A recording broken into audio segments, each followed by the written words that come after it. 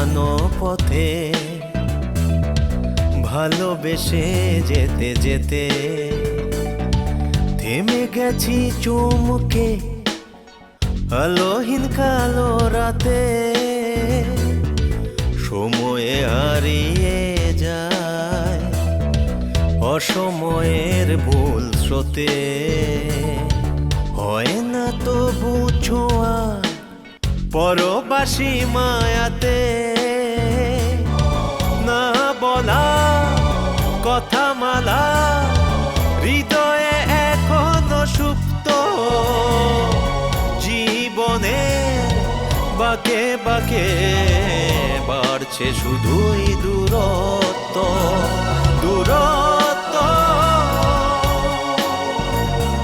যোজন যোজন দূরত্ব দূরত্ব, যোজন যোজন দূরত্ব। পাশাপাশি বসে থাকা সাত রঙে সুকাকা, সোনালি সেই দিন নেই নিজেকে লাগে একা। গল্পটা যেন ছিল মিলনেরই মোহনা। আপনি সত্যতা যাচাই করে তারপর তাদেরকে প্রস্তাব দেবেন। এই প্রস্তাবে যদি তারা রাজি না হয় তাহলে পরের খেলা আমি খেলবো, শত্রু শত্রু খেলা। সে আমার পায়ে গুলি করেছে না, আমি তার মাথায় গুলি করব। তোমার বাবার যেই সম্পত্তি এই মুহূর্তে আমার হাতে, এগুলো সবকিছু আমি তোমার নাম লিখব। Very good. তো সেটা তুমি আগেই যদি বলতে তাহলে বাবাকে তো দেশ থেকে খবর দেওয়া লাগতো না। আমি বলি কি, প্লিজ কিছুই বলো না, অপরাধীকে এটা আমি খুঁজে বের করবো। কিন্তু এটা তো শাস্তি হলো না। শোনো, যে নিজের থেকে নিজের ভুল বুঝতে পারে তাকে আর শাস্তি দিতে হয় না, সে নিজে নিজেই শাস্তি ভোগ করে ফেলে। আর বাবা, তোমার টাকা দরকার হলে আমার কাছ থেকে নাও, যখন দরকার হবে তখন যাবো। সর্বনাশ হয়ে গেছে চাচা। কেঁদো না কাঞ্চন, হায়াত মৌত সবই আল্লাহর হাতে, মানুষের হাতে। কিন্তু স্বামী আর জ্যোতি দুজনে একসাথে কিভাবে মারা গেল সেটাই তো বুঝতে পারছি না। ভালোই তো অভিনয় করলেন। তোকে না আমি একটা চড় মারবো কষে। আমি আবার কি করলাম বল? তুই কাঁদলি না কেন? নাবিলা, এই যে নাবিলা, কি হলো তোমার? হলো আরেকটু আহা, তাড়াতাড়ি করো, ওইদিকে যদি আবার হাত চাচা বেরিয়ে যায় তখন কি হবে? কি আশ্চর্য ব্যাপার, তুমি এত ঘষা মাজা কি করতেছো? আচ্ছা, তুমি এটা কি ড্রেস পরেছো বলো তো? আমরা যাবো একটা শোকাবহ বাড়িতে, তোমাকে আমি এত ড্রেস কিনে দিই, তুমি নিজে এত ড্রেস কেন? একটা ভালো ড্রেস তুমি পরতে পারলে না? আচ্ছা, শোক তো তাদের, আমাদের কি? উফ, তারপরে তো মানুষ তো আলোচনা সমালোচনা করে এই সমস্ত ব্যাপার নিয়ে, তুমি জানো সেটা? ঠিক আছে, তুমি যখন বলছো চেঞ্জ করছি। ওকে, ঠিক আছে ঠিক আছে, তোমাকে চেঞ্জ করতে হবে না। আমাকে কেউ জিজ্ঞাসা করলে আমি বলে দেবো যে আমরা একটা পার্টিতে গিয়েছিলাম, সেখান থেকে খবর পেয়ে আমরা চলে এসেছি। তোমার বুদ্ধি আছে। আহা, বুদ্ধি আছে বলে তো তোমাকে ম্যানেজ করে চলি। আমাকে ম্যানেজ করো মানে? আহা, ও কিছু না, চলো চলো তুমি আসো। আমাকে তুমি ম্যানেজ করে চলো, এ কথাটা ক্লিয়ার না করা পর্যন্ত আমি যাব না। উফ, এটাই হচ্ছে তোমার সবচেয়ে বড় দোষ। সামান্য একটা মিস্টেক হলেই তুমি সেটাকে বড় করে দেখো। অফকোর্স দেখব, আমাকে সরি বলতে হবে, নইলে আমি যাব না। আচ্ছা, তোমার কাছে আমি আর কতবার সরি বলবো বলো তো? যতবার ভুল করবে ততবার সরি বলবে। ঠিক আছে, সরি সরি, হলো তো? হয়েছে। ও হ্যাঁ, শোনো, সেখানে যে আবার কিন্তু তুমি এমন কোনো কথা বলো না যেটা আমি আবার উত্তর দিতে গেলে ওরা হয়তো আমাদেরকে ভুল বুঝতে পারে। ওকে, সে দেখা যাবে। এখন তুমি নিচে গিয়ে 5 মিনিট বসো, আমি 5 মিনিটের মধ্যে আসছি। ওকে, ঠিক আছে, তুমি আসো।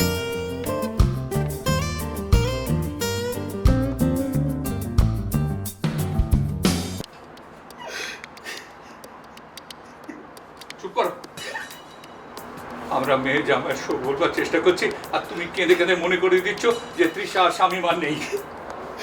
চাচা আপনারা তো ছিলেন না, আমি স্পটে ছিলাম। ওদের লাশের বিভৎস চেহারা দেখার পর থেকে আমি আর কান্না থামাতে পারছিলাম। খবরদার তোমার চাচিকে এসব কথা আর বলবে না। এমনিতেই ওর দুবার অজ্ঞান হয়ে পড়েছিল, এই কথা শুনলে আরো অসুস্থ হয়ে পড়বে। বলেন কি? হবে না, মেয়ে জামাই তো আর পর না। ঠিক আছে, আমি চাচিকে কিছু বলবো না। আর একটা কথা, তোমার সঙ্গে যে ছেলেটি আসে ওকে আমার ভালো লাগে না। চাচা, আজম কিন্তু খুব ভালো ছেলে। ভালো মন্দ বোঝবার ক্ষমতা তোমার নেই, তা থাকলে তোমার বউ চলে যেত না।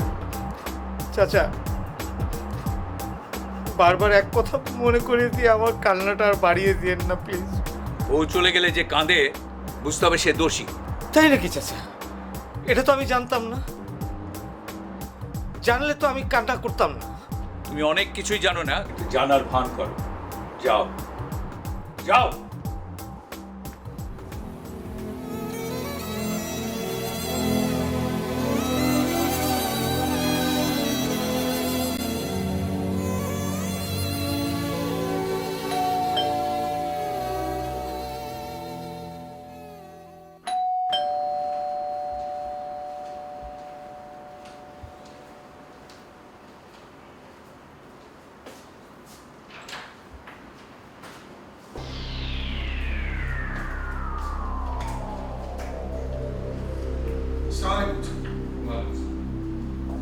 ভালো আছেন?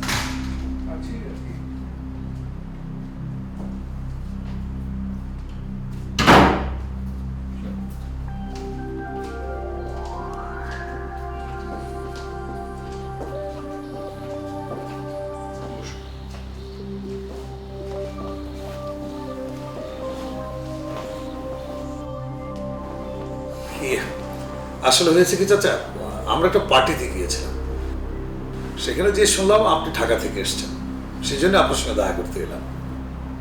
মানে সমবেদনা জানাতে আসা আর কি। খুব খুশি হয়েছি। রেবেকা, শুনছ? এসো, কারা এসছে দেখো।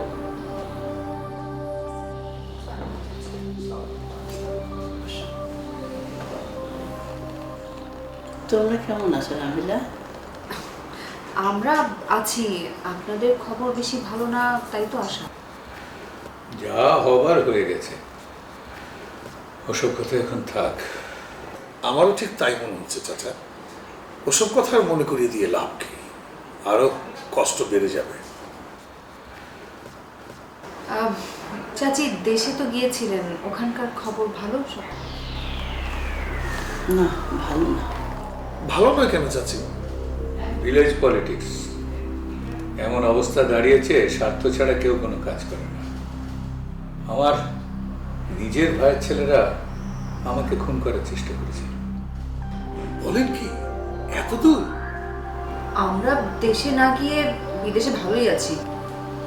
হ্যাঁ, তোমরা বুদ্ধিমান, তাই সময় থাকতে দেশে সেকেন্ড হোম বানিয়েছো।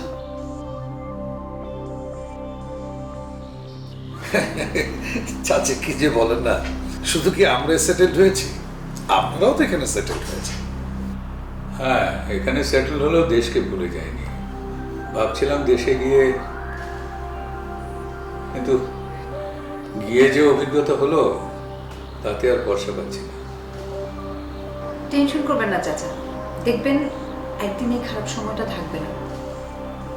একদিন আমাদের বাংলাদেশটাও এখানকার মতো হয়ে যাবে। হ্যাঁ, যখন হবে তখন আমরা থাকবো না। থাকবেন চাচি, থাকবেন।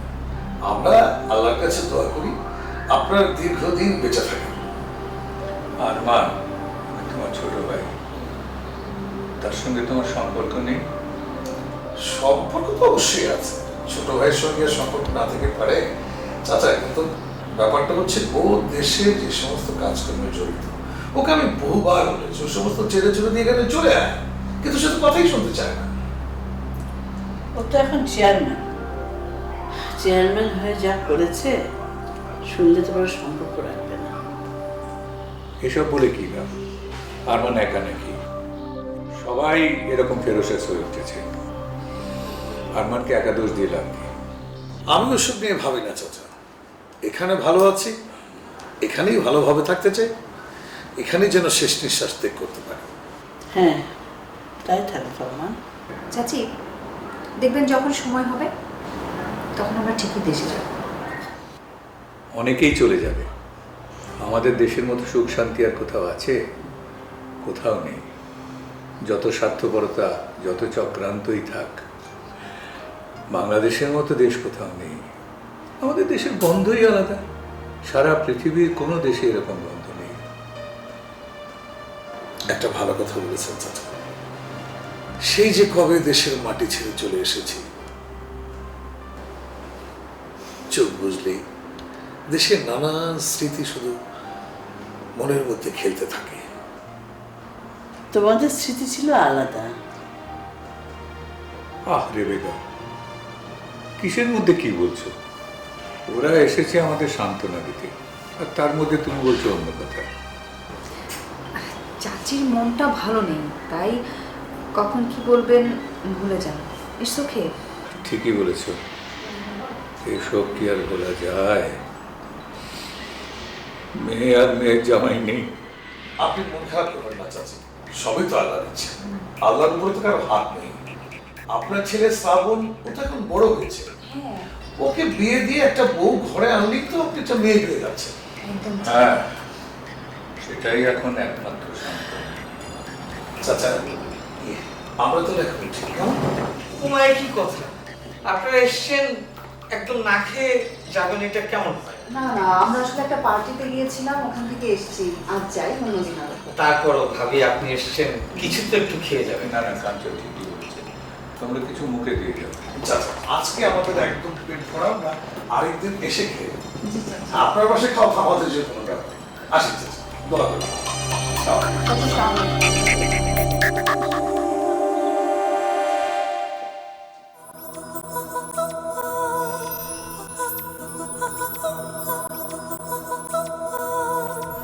এই কি ভাবছো?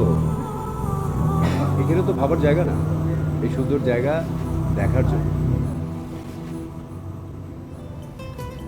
না, ভাবছি মেঘলার কথা। নেপালে দুবোন একসাথে ঘুরতাম, বেড়াতাম।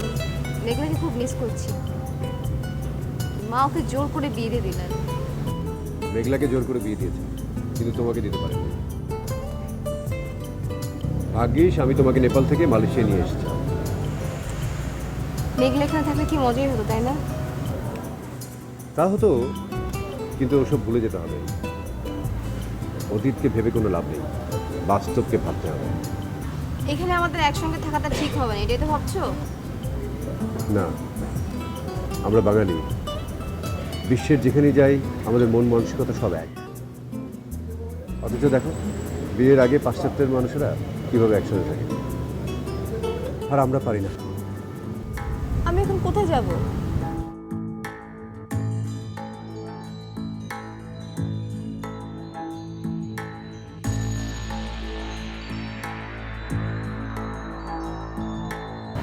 বিশ্বাস নাই।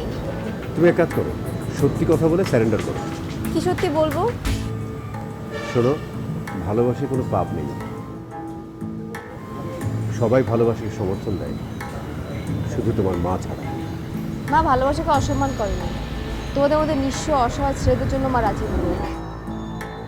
সে কারণে তিনি কঠিন সিদ্ধান্ত নিয়েছেন। কিন্তু আমরা যদি বলতাম যে আমরা অনেক বড় লোকের ছেলে, তখন তিনি কি করতেন? মা যাচাই না করে তোমাদের সঙ্গে বিয়ে দিতেন না। ঠিক আছে, ওসব কথা থাক। তুমি এখন যাও। আর তুমি? আমি একটা চাকরি জোগাড় করেছি, সেজন্য কয়েকদিন কেলসের বাইরে যেতে হবে। ঠিক আছে, যখন বলছি তখন তো যেতেই হবে। চলো, আমাকে একটু পৌঁছে দাও। ঠিক আছে, চলো।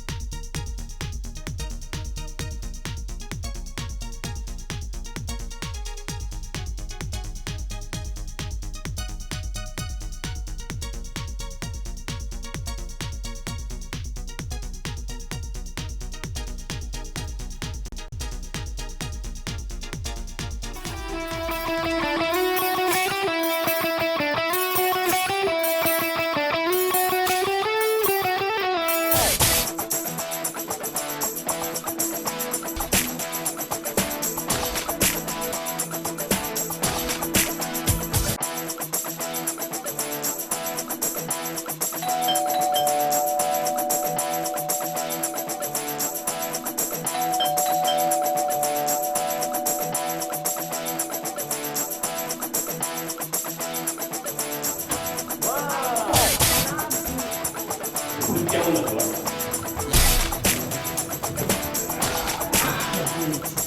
আমি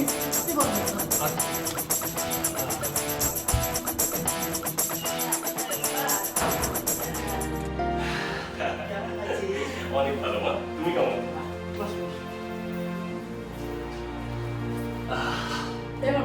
পথে কোনো অসুবিধা নেই তো আসতে? না মা, মাত্র কয়েক ঘন্টা জার্নি, রাতে কি প্রবলেম হবে? তাহলে বাবা অ্যাক্সিডেন্টের কথা তো বলা যায় না। মা, প্লেন জার্নি এখন বাস জার্নির মতো।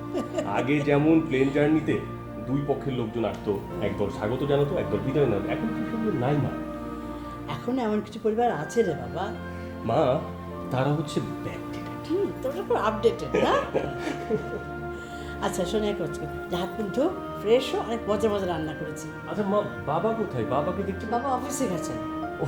তুই যা, ফ্রেশ আমি খাবার দিচ্ছি। ওকে, ঠিক আছে।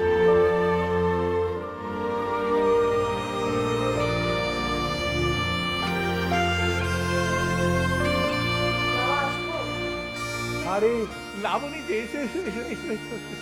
আরে তুমি মালয়েশিয়া আসছো আর আমাকে জানিয়ে আসবে না? আমি তো এয়ারপোর্টে গাড়ি পাঠাতাম। বসো। কোন ফ্লাইটে এসেছো? বেশ কদিন হলো। কয়েকদিন আগে? কিন্তু ফৌজিয়া তো আমাকে কিছু বলেনি। আমি মাকে না জানিয়ে এসেছি। সে কি, তুমি মাকে না জানিয়ে এসেছো কেন? সে সে অনেক কথা মামা। তার মানে পালিয়ে এসেছো? একরকম তাই। কোথায় উঠেছো? আমি একটা হোস্টেলে উঠেছি। কোন হোস্টেলে? আমার এক বান্ধবীর সঙ্গে, ওর সঙ্গে উঠেছি। আমাদের বাড়িতে যাওনি কেন? ভয়। এখন বাসায় যাবে বলে আমার অফিসে এসেছো, তাই না? জি, মামি যদি কিছু বলেন। এখন আমি তো ফৌজিয়াকে না জানিয়ে বাসায় তোমাকে আশ্রয় দেব না। মা তো রাজি হবেন না। আমি তোমার মায়ের কাছ থেকে ব্যাপারটা জানি, তারপর তোমাকে বলবো। তোমার মোবাইল নাম্বারটা দাও।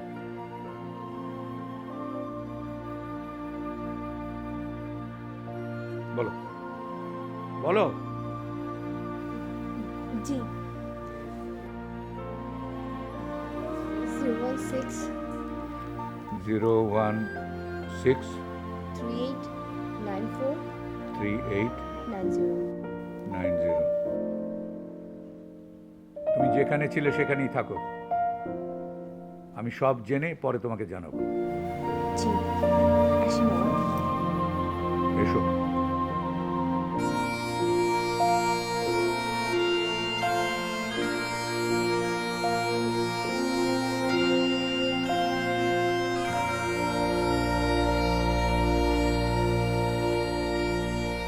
হ্যালো ফৌজিয়া, হ্যাঁ খুব জরুরি কথা আছে। দীপ্তি এখানে এসেছে। ব্যাপার কি? আমাকে না জানিয়ে এসেছে, আবার এসে বলছে যে তোকেও নাকি না জানিয়ে এসেছে। হ্যাঁ কি হয়েছে?